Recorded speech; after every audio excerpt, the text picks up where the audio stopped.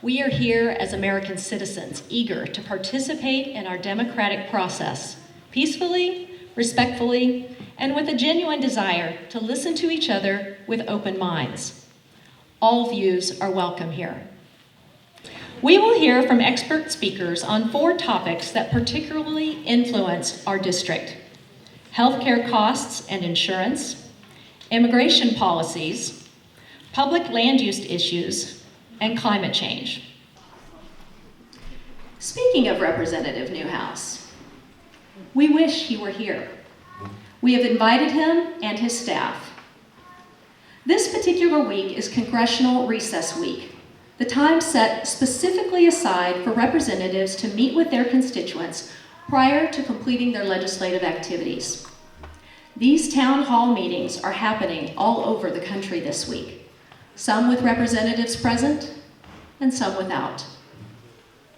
Despite repeated requests from many of us made through all available channels since early January, Representative Newhouse has scheduled no town hall events during the recess. To our knowledge, and we've asked, he has no community meetings scheduled in the near future, although he is scheduled to speak at a fundraising event in Pasco on March 6th. Representative Newhouse has offered to meet in late spring after the first 100 days of the current Congress, in which profound changes to our laws are being proposed. Members of Representative Newhouse's staff have also suggested, but not scheduled, teleconference town hall events. With all due respect, Representative Newhouse, that's not good enough for us. Representative Newhouse, if you are watching, please know you have nothing to fear from your constituents. I'd like a show of hands from the audience if you voted for Representative Newhouse. Please keep them up for a minute. Thank you. Our first speaker tonight is Dr. Ann Diamond. Many of you know Dr. Diamond. She has spent over 20 years serving patients in Twisp, Brewster, and Omak, prior to founding the Country Clinic, now Confluence Methow Valley Clinic, in 2000. Dr. Diamond currently dedicates her time to healthcare policy research. First off, just a moment of audience participation. How many of you have been to see a doctor? All right, so most folks. What about how many of you believe that you should have health insurance? Again, most people. How many of you believe that your neighbor should have health insurance? All right, most people, for those who can't see, almost everybody raised their hand. So if you were to call Representative Newhouse's DC office or one of his other constituent offices and said that you wanted to talk about health care, as I've done, you don't get much of a response except for a form letter that in its bulk says that Representative Newhouse wishes to repeal the ACA. But the letter also says that the ACA's intent was to increase coverage and decrease cost. And I think that is its intent. And since most of you have already stated that you think insurance is worthwhile, and you can only have insurance if it's affordable, you too would agree with that statement. Our second speaker tonight is Jennifer Villarroel Vargas, an attorney with Northwest Immigration Rights Project's Wenatchee office. Northwest Immigration Rights Project is the largest organization in Washington, providing comprehensive legal immigration services, education, and outreach for immigrants, DACA clients, asylum seekers, and those requesting temporary protection. Ms. Vargas is a native of Bolivia and was raised in Miami.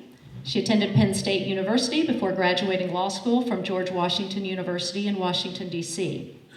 Thank you, Ms. Vargas, for being here. I'm an attorney at the Northwest Immigrants' Rights Project in Wenatchee. Northwest Immigrants' Rights Project, I'm just going to repeat a little bit of what you said, is the largest nonprofit organization in the state providing comprehensive immigration legal services to low-income people. Our work includes direct legal services, community education, and impact litigation. We have 4 offices in Washington, our largest being in Seattle, 1 in Tacoma, which primarily focus on detainee cases, Wenatchee, and Granger. Our Wenatchee office primarily serves clients from Chelan, Douglas, Okanagan, Grant, and Adams County. Our office in Granger primarily serves the Yakima Valley and the Tri-Cities. Many of our clients and staff members are constituents in Washington's 4th District. Most of our clients are monolingual Spanish speakers. Many of our clients are farm workers, caregivers, construction workers, and many others who have lived in this area for decades and have become integral members of this community. We need your support to ensure that individuals are not afraid to seek help when they need it most. Our office serves crime victims, such as survivors of domestic violence or sexual assault, who have overcome their fear of deportation and cooperated with law enforcement investigations to make our entire community safer. Under the current political climate, some of those victims will be too afraid to reach out to law enforcement to help out for fear of deportation and out of fear of separation from their children and other family members. We help children who have been abandoned, abused, or neglected by one or both of their parents apply for special immigrants juvenile status. This immigration relief is available for children up to the age of 18 in the state of Washington. We defend the right of people who have a fear of persecution in their home country and help them gain safety through asylum. We represent temporary protection status holders and lawful permanent residents looking to renew status or obtain citizenship. We also serve citizens and lawful permanent residents looking to keep their families together by assisting with family visa applications and representing family members facing deportation. Since the inauguration of President Donald Trump, the peace of mind of all of our clients, regardless of their immigration status, has been under attack. Our 3rd speaker is Don McIver. Don has spent most of his career in natural resource management. His checkered past includes conducting university-level research, working in the private sector as well as for nonprofits, and the federal government. He will be speaking to us tonight about public land use policy. He makes his home in the Methow Valley with his wife, Mary. Welcome, Mr. McIver. Public lands are part of our cultural identity. I think they define who we are as a people because no matter where you are as an American, you have some connection to those lands. Think about what an extraordinary gift our public lands are. Every person born in this country, whether you're born into the Bronx, the bayous of Louisiana, the prairie country of Oklahoma, or the coffee-drenched neighborhoods of Seattle, inherits access to 621 million acres of federal lands. We are all rich. Well, what's been going on in the 115th Congress? I read this recently from Congressman Newhouse's last newsletter. This week, I joined my colleagues in Congress to tackle regulatory overreach by using a process called the Congressional Review Act. The CRA allows Congress to overturn last-minute executive branch regulations. It's a gift of Newt Gingrich, by the way, in the Contract on America. And this was the first week we began reining in some of the overreach of the past 8 years that has hurt families and businesses.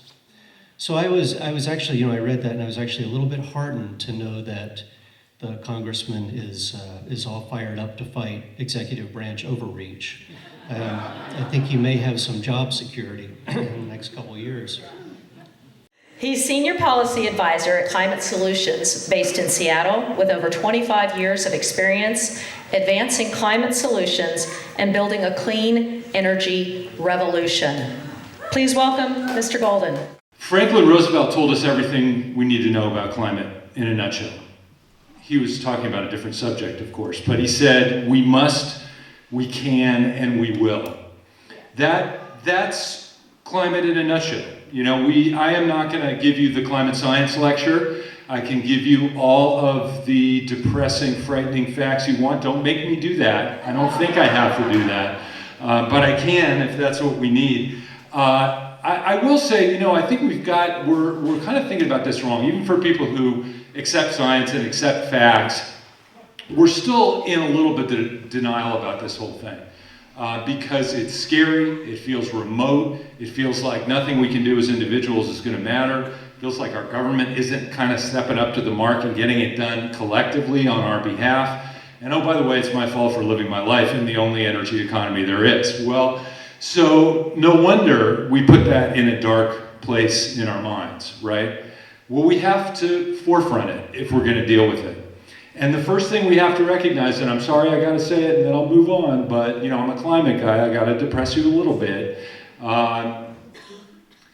Physics is not like politics. People look at this and they think, oh, it's a political issue. One side says it's this and one side says it's that. So the truth is probably somewhere in the middle, right? The truth is not somewhere in the middle. That's not how physics works. The truth is we have a civilization-threatening emergency, and there will be very little of what we care about, including coastal cities, let alone snowpack and fish and trees and all that, within our grandchildren's lifetime if we don't step up and do what we know is right and necessary.